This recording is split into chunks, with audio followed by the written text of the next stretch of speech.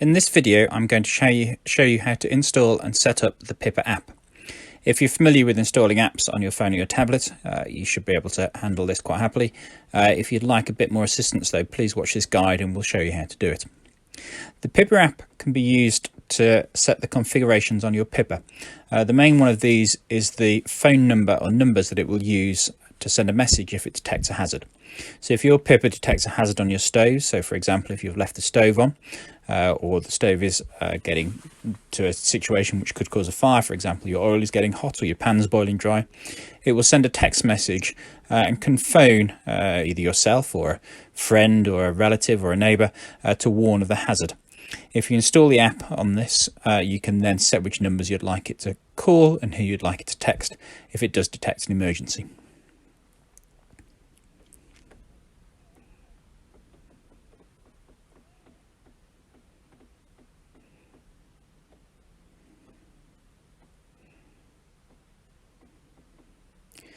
You can also do this from our website at accounts.mypippa.me.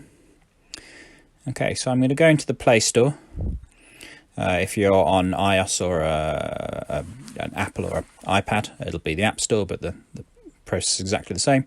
And I'm going to search for My Pippa, all one word, and click Go, and we can see it there. Pippa, mypippa.me. And I'm going to click on install. So this just takes a couple of seconds to install.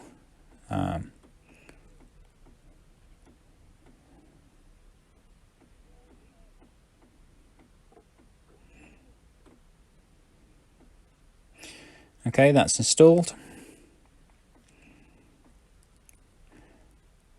And I now click open.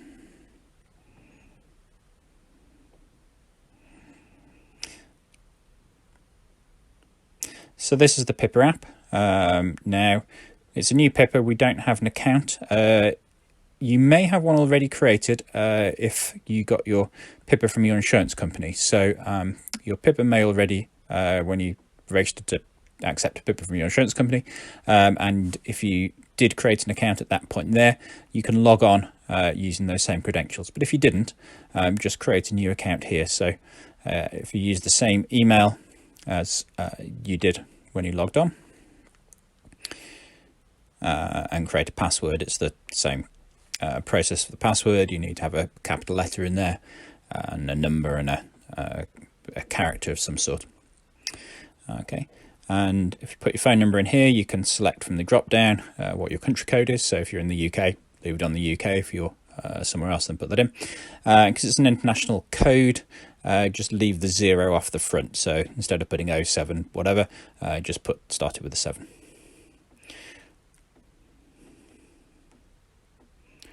And then just enter your name. Here I'm going to be Mr. Tester.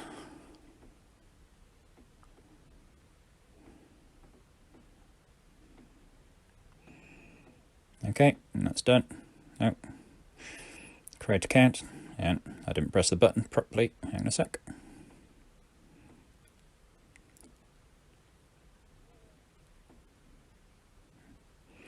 Okay.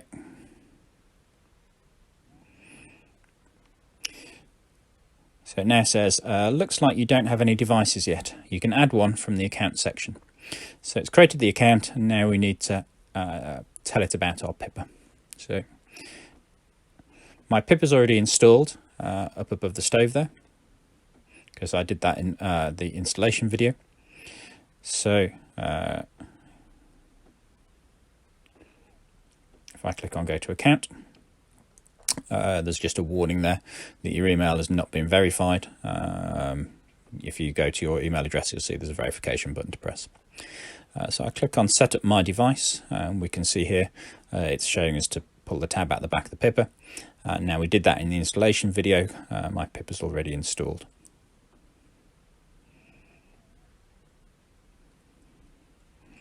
Now I can take the Pippa off the wall by gripping it firmly and sliding it to the left. Now that then comes away, and you can see on the back that's the Pippa ID on the back, and there's a QR code on there. So I click on continue. Now it now says allow Pippa to take pictures and record video. So Pippa itself isn't actually recording any video, but it needs to use the camera on your tablet or on your phone to scan that code on the back, and that's the only thing it's using the camera for. So we'll click on allow, and we can now see that the camera's come up. And if I take my Pippa and I just hold it in front of the camera, so it's now asking for me to create a name for my Pippa to make the device easily recognizable. So we can leave it here and just call it my Pippa. If you've only got one Pippa, then that will make perfect sense. If, for example, you might be installing this for an elderly relative or a friend or a neighbour, and you want to receive alerts from that, for example, if Grandad's left the stove on, if you put a name in here that you'll recognise, Grandad's Pippa, for example, if you receive a phone call or a text, it will say, warning, Grandad's Pippa has detected a hazard, and you can then check that your friend has picked that up. So here it's saying what are the phone numbers. So this phone number here will receive a text message if a hazard has been detected, but I can add another phone number in here. So for example, if I want to add a neighbour or a friend, I put the phone number in here. What I can also do is I can select whether I want this person to be texted or to be phoned. So if I click on that phone alerts there, switch that on, what will then happen is, if, for example, I leave the stove on and I've put my daughter-in-law's phone number in there, she'll get called if I leave the stove on.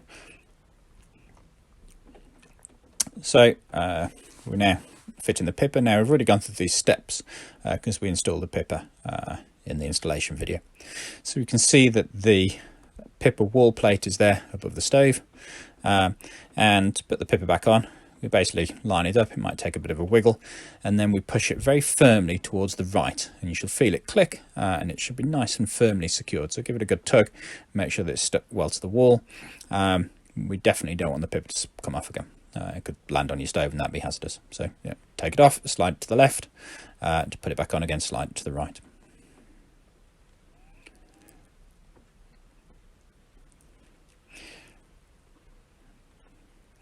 Okay, so we can click on here, continue. We've already done this. We've done the cleaning and the sticking up, which we did in the install video. So it now says your Pippa is installed and taking care of your stove. Would you like to set up the Pippa Smart Cooking Assistant now? So at this point here, if you don't want to use the Smart Cooking Assistant, you don't need to. Pippa will phone and text you if there is an alarm, and should also sound an audible alarm.